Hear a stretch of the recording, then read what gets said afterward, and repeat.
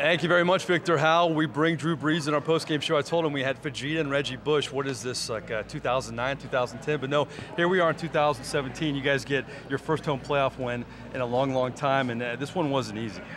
No, it wasn't, and we knew it wasn't going to be easy.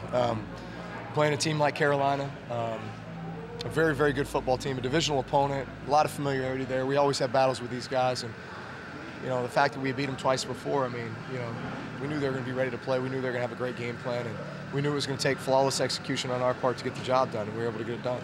A lot of ebb and flow in this game, but with under 2 minutes left, it's 4th and 2. You look like you're going to draw them, and then everybody in the building thinks, okay, you're going to punt it.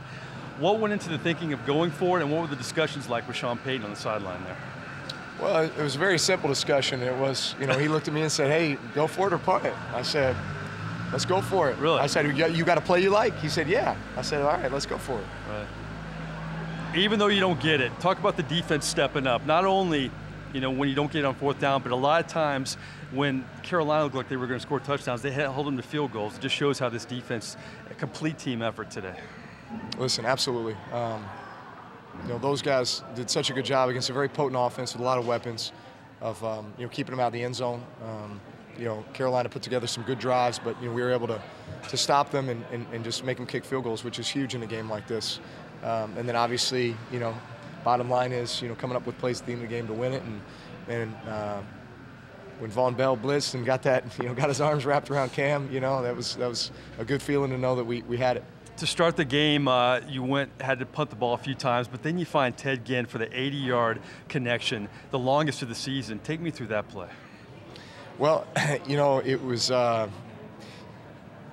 they ran a pressure, and I think they got a little mixed up because they vacated the middle of the field, and that's where Ted was running. And it's one of those things where your eyes are elsewhere, but you just feel like you've got a guy who's running unabated, and the backside corner wasn't running at the same speed that Ted was, and they were even. And so Ted Ginn's even, he's leaving. That's what we say, So let it fly and let him go run under it. After that, the offense seemed different. When you make a play like that, can it give you confidence? It can also change the way they defend you at the same time.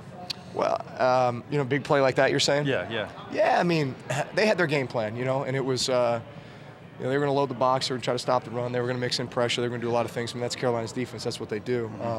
And like I said, you play them a third time, you're going to see a different plan, something you haven't seen before. So a lot of times you come into these games expecting the unexpected, and really being ready for anything. Josh Hill was a big weapon for you. You found him in the end zone. I thought he stepped up several occasions when you needed a player to step up for you. Did a nice job, passing game, run game, like he always does. I mean, Mr. Dependable.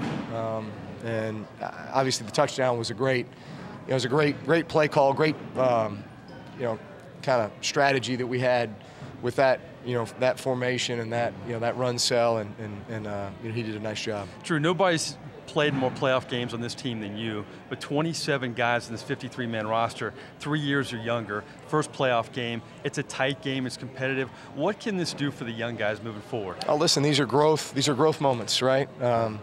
And I think that's where our mindset is. We got growth mindset. We're always thinking about ways to get better and ways to, continue to strive forward. But all this does is build confidence. And especially playoff game, an atmosphere like this, where guys got to make plays at the end to win, and they do.